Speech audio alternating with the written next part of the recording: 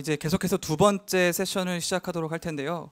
이번 세션은 아마 여러분들이 아주 궁금해하실 덱 게임의 시장의 현황과 전망에 관한 내용을 발표해 드리도록 하겠습니다. 이 내용에 대해서는 해시드의 김균태 파트너가 발표를 하도록 하겠습니다. 그럼 김균태 파트너를 큰 박수로 맞이해 주시기 바랍니다. 네, 파트너님.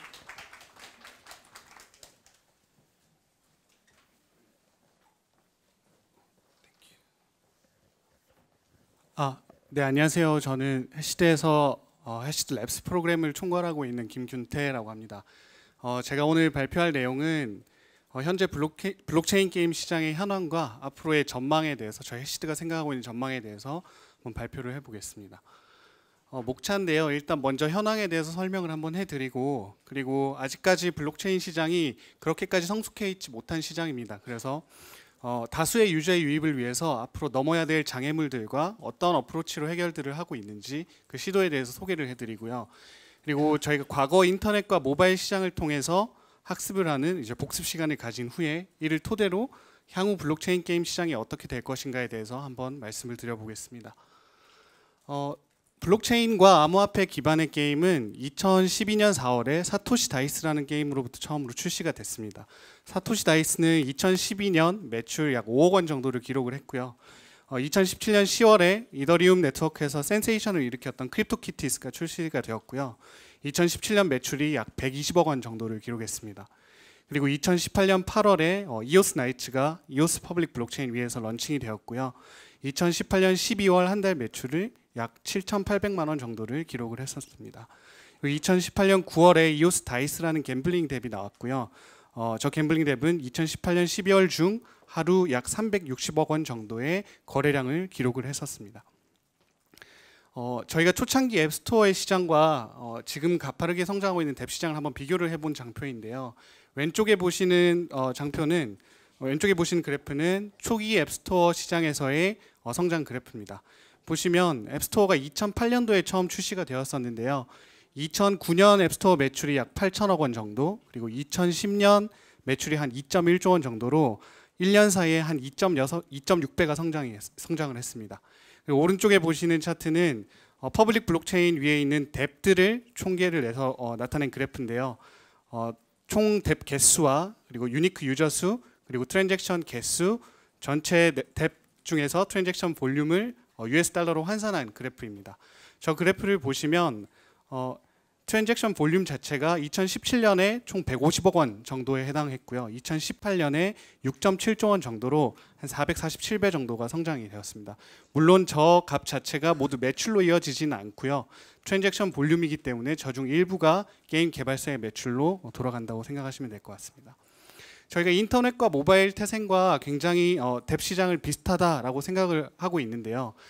인터넷 초창기에 나왔던 게임 회사들이 보면 한 게임 같은 회사들도 고포리와 같은 막고, 세븐포커 이런 웹 보드 게임부터 시작을 했었습니다. 그리고 지금 오른쪽에 보시면은 뎁 시장도 굉장히 비슷한 형태로 발전을 하고 있는데요.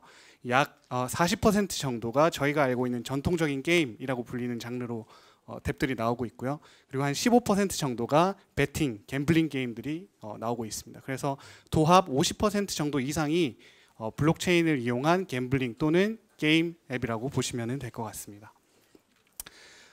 현재 시장 상황은 굉장히 경험 있는 팀을 기반으로 게임 개발 회사들이 블록체인 게임으로 진입을 하기 위해서 준비를 하고 있습니다.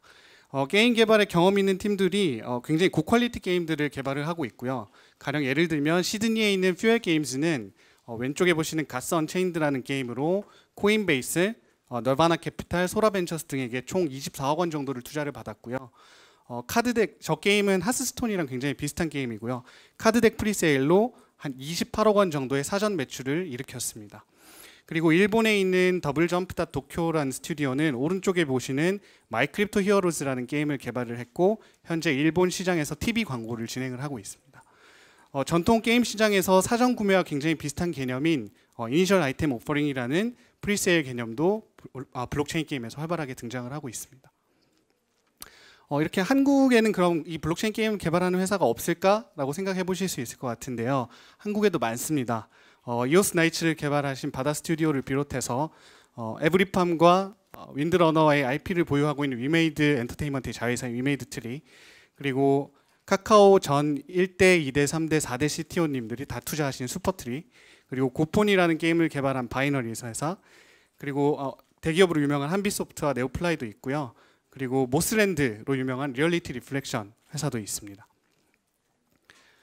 전통적인 모바일 게임과 블록체인 게임의 사업 환경이 비슷하면서도 살짝 다른데요. 한번 설명을 해드리면, 일단 전통 게임 시장에서는 배포를 앱스토어나 구글 플레이를 통해서 배포를 하고요. 그리고 퍼블리싱 같은 경우에는 큰 회사들이나 아니면 구글 플레이를 통해서 퍼블리싱하고, 마케팅은 TV 광고나 퍼포먼스 마케팅, 구글 플레이 마케팅 등을 이용을 하고요. 커뮤니티 운영은 퍼블리셔를 통해서 운영을 하도록 되어 있고, 수익 모델은 주로 부분 유료화 또는 광고 모델로 모바일 게임 시장의 매출 모델이 있습니다.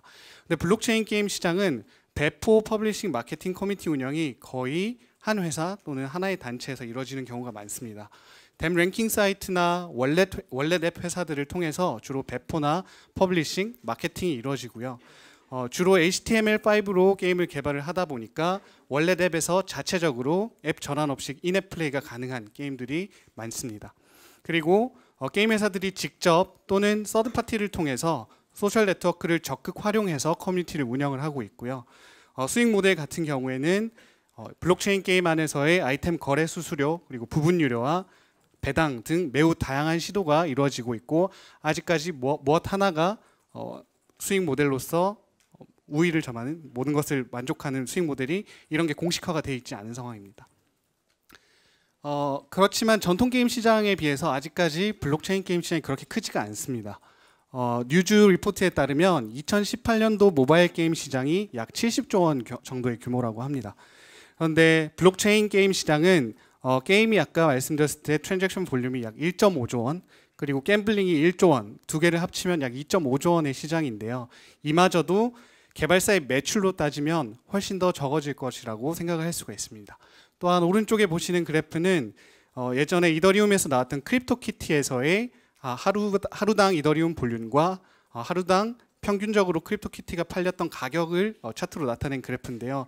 보시면 아시겠지만 출시 이후에 굉장히 빠른 속도로 매출이 다시 급감하는 것을 확인을 하실 수가 있습니다. 이렇게 아직까지 블록체인 게임 시장으로서 그렇게 시장이 크고 성숙하지 않은 시장이라고 보시면 될 것 같습니다.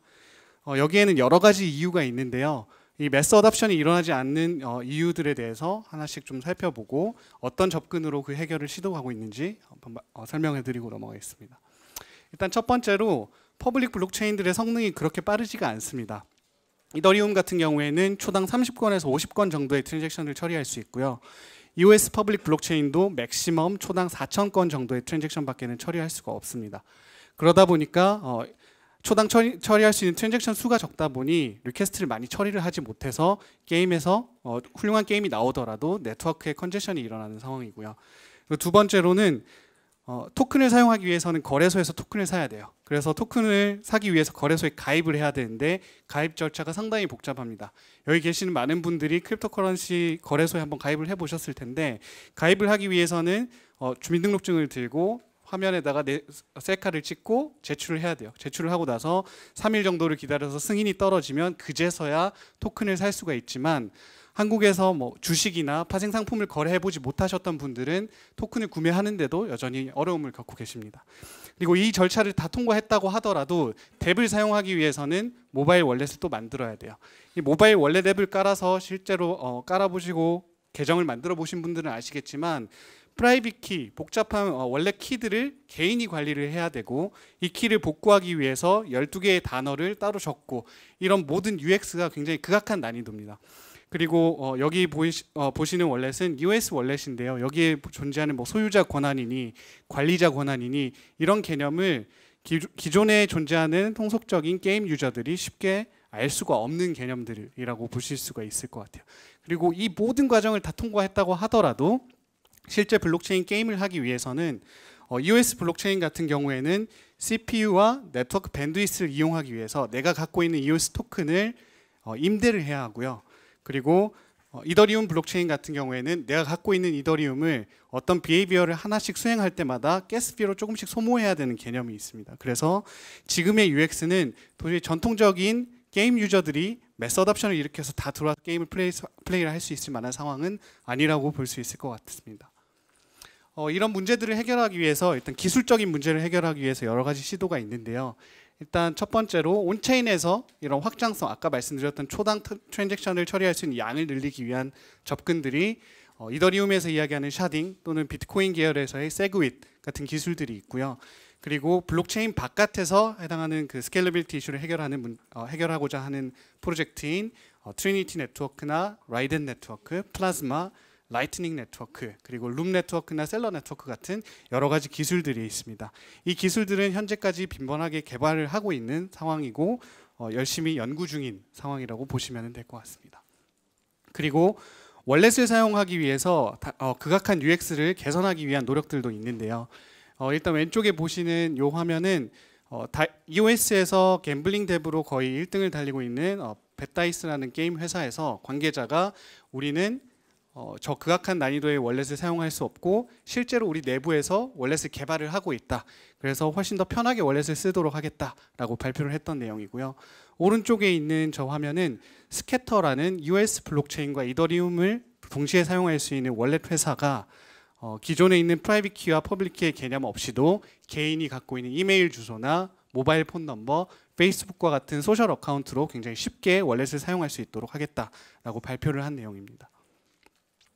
그리고 뎁 생태계를 위해서 여러 가지 시도들도 일어나고 있는데요. 퍼블릭 블록체인 프로젝트들을 필두로 해서 여러 가지 시도들이 있습니다. 먼저 EOS 퍼블릭 블록체인은 EOSVC라는 펀드를 따로 조성을 했고요. 약 1조 원 정도 규모의 펀드를 조성을 해서 EOS 퍼블릭 블록체인 위에 올라가는 뎁들을 지원하는 펀드를 조성을 했습니다. 그리고 트론 퍼블릭 블록체인 같은 경우에는 트론 아케이드라는 온리 게임만을 위한 1,000억 원 규모의 펀드를 조성을 했고요. 다양하게 지금 활발히 투자를 진행을 하고 있는 것으로 알고 있습니다.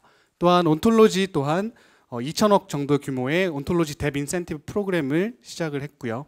그리고 마지막으로 오늘 새벽에 발표가 됐듯이 갤럭시 S10에서도 자체적인 갤럭시 S10의 암호화폐 지갑을 탑재해서 사용성을 훨씬 더 개선시키고자 하는 노력들이 다양하게 이루어지고 있습니다. 이 시점에서 한번 과거 인터넷과 모바일 시장이 어떻게 성장을 했었는가 한번 짚고 넘어갔으면 좋겠습니다. 먼저 초창기 인터넷과 모바일 시장에서 게임이 어떻게 성공을 이뤘을까 한번 살펴본 차트인데요. 왼쪽에 보시면 대한민국 인터넷 이용자 수를 그래프 도표로 표현한 거고요. 한국에서 1999년도에 처음으로 ADSL 초고속 인터넷망이 깔렸습니다. 저 당시에 성공했던 큰 게임 회사들을 보면 넥슨이 1994년도에 설립이 되었고요. NC소프트가 1997년, 한게임이 1999년, 그리고 넷마블과 웹젠, 위메이드 엔터테인먼트가 2000년도에 설립된 회사입니다.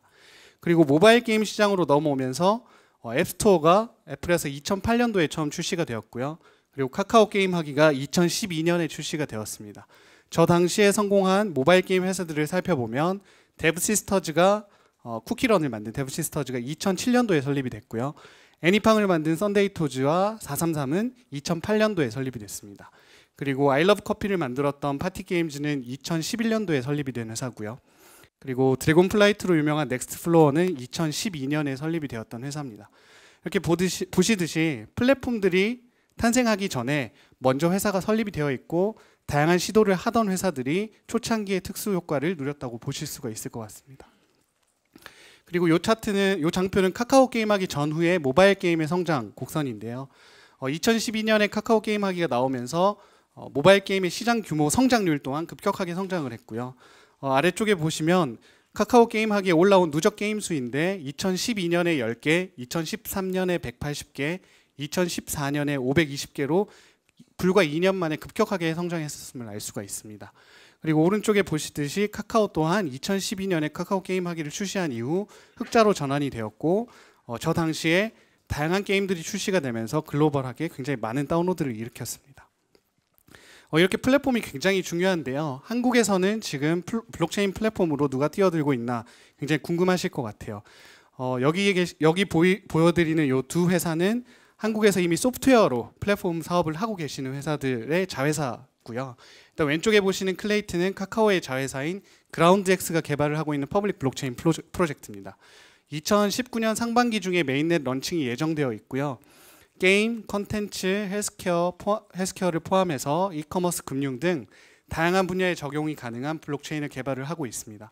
또한 기존의 수백만 이상의 유저를 대상으로 서비스를 해본 기업들 위주로 파트너를 구성하고 네트워크에 노드를 돌릴 수 있는 권한을 주고 있습니다. 그리고 실제 서비스를 운영할 파트너들이 결국 합의 노드를 운영하는 방식으로 네트워크를 구성하기 때문에 컨소시움 블록체인이라고도 부릅니다. 그 오른쪽에 보시는 링크는 네이버 라인과 아이콘의 합작 회사인 언체인이 개발을 하고 있는 퍼블릭 블록체인 프로젝트이고요. 2019년 중에 메인넷 런칭이 예정되어 있습니다. 라인 생태계 내에서 링크 체인이 활발히 구동되는 것을 목표로 개발 중이시고요. 링크와 협업할 수 있는 회사들을 상대로 링크 인더스트리 파트너즈라는 프로그램을 발표하셨습니다. 저희 해시드도 저 파트너십에 신청을 한 회사들 중 하나고요. 그리고 일본에서 서비스 중인 포캐스트나 위즈볼, 파샤, 타파스 스텝 등 일본 시장을 중심으로 자체적인 덱을 먼저 개발해서 올릴 계획이시고요. 향후에 서드파티 덱들을 생태계 내로, 라인 생태계 내로 끌어올 수 있도록 계획을 하고 계십니다. 이렇게 과거의 인터넷과 모바일 시장을 통해서 학습을 한 걸 토대로 그럼 앞으로 향후 블록체인 게임 시장이 어떻게 성장을 할 것인가, 저희 해시드가 생각하고 있는 뷰에 대해서 한번 소개를 해드리고 싶습니다. 일단 첫 번째로 결국 플랫폼 우위를 차지하기 위해서 다양한 회사들이 서로 협력하고 경쟁하는 구도가 될 것이라고 저희가 생각합니다. 일단 기본적으로 왼쪽에 보시는 이 앱은 아까 말씀드렸던 월렛 탭들 중에 하나입니다. 월렛 탭 중에 하나고, 여기 가운데 보시는 탭을 누르면 탭 브라우저가 여기 뜨게 돼요. 그래서 지금 어떤 탭들을 내가 여기서 바로 사용할 수 있는가 피처드 시켜줄 수 있는 기능들을 여기다 구현을 해뒀고요. 저기 가운데 보이시는 사이트는 탭 랭킹 사이트 중에서 글로벌 1등을 하고 있는 탭 레이더라는 사이트입니다. 저 회사도 마찬가지로 랭킹뿐만 아니라 다양한 게임들 또는 다양한 탭 서비스들이 보기 좋게 편하게 볼 수 있도록, 그리고 실행할 수 있도록 사이트 위에 올려두고 있는 상황이고요. 그리고 코인베이스나 업빗, 바이낸스, 빗썸과 같은 거래소들 또한 이런 탭 브라우저들 혹은 플랫폼으로서의 지위를 누리기 위해서 다양한 시도들을 할 것이라고 자연스럽게 생각을 할 수가 있을 것 같고요. 그리고 오른쪽에 보시는 퍼블릭 블록체인 진영 또한 플랫폼으로서의 지위를 잃지 않기 위해서 다양한 전략들을 펼칠 것이라고 예상을 합니다. 그리고 두 번째로 블록체인과 게임이 결합이 되면 저희는 다양한 시도를 통해서 굉장히 많은 새로운 기회들을 추구할 수 있다고 생각을 합니다. 앞서 김서준 대표님이 말씀하셨듯이 게임 위에서는 여러 가지 일들이 일어날 수 있을 것 같은데요. 저희는 일단 첫 번째로 블록체인 특성 중에 가장 파워풀한 특성 중에 하나인 온체인의 모든 데이터들이 올라감으로써 굉장히 강력한 상호 운용성을 바탕으로 응용들이 일어날 것이라고 생각합니다. 그리고 또 두 번째 보이시는 저 그림은 벳다이스에서 나온 개념인데요. 지금 벳다이스 게임 중에 화면이에요. 그래서 내가 특정 토큰을 얼마만큼 스테이킹을 해두면 이 플랫폼 내에서 사용되는 수수료가 나한테 배당의 형태로 수익이 쉐어링되는 그런 모델입니다.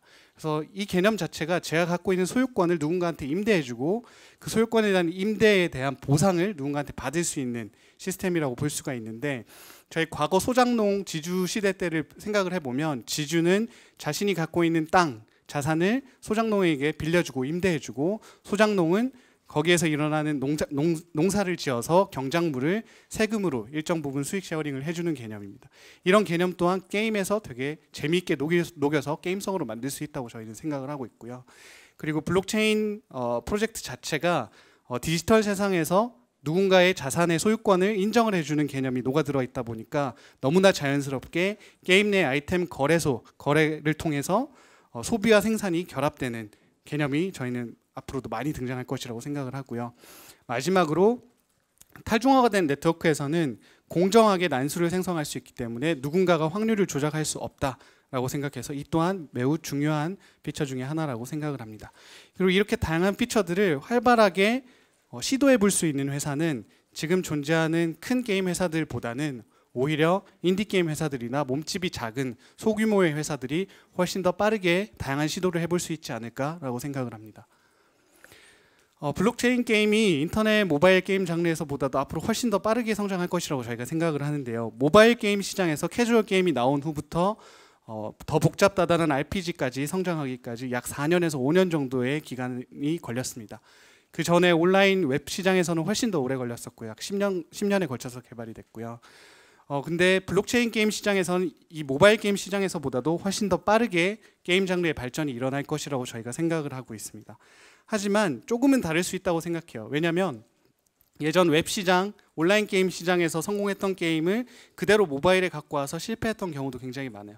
그 이유는 모바일은 디바이스가 작고 이 모바일 환경에 더 적합한 게임들이 개발이 되었기 때문인데요. 그것처럼 저희는 퍼블릭 블록체인이나 다양한 블록체인 플랫폼 환경에 맞는 게임성과 매출 모델을 찾아서 더 최적화시킨 게임들이 성공할 것이라고 생각을 합니다. 그래서 큰 틀에서는 이 트렌드를 거의 비슷하게 밟을 것이라고는 생각하지만 그 중에서 성공하는 게임들은 더욱더 퍼블릭 블록체인의 특성을 잘 살린 게임들이 되지 않을까라고 생각합니다. 정리를 한번 했습니다. 마지막 장표고요. 정리하자면 첫째, 몇 개의 굵직한 플랫폼들이 경쟁에서 우위를 점할 것이라고 저희는 생각하고요.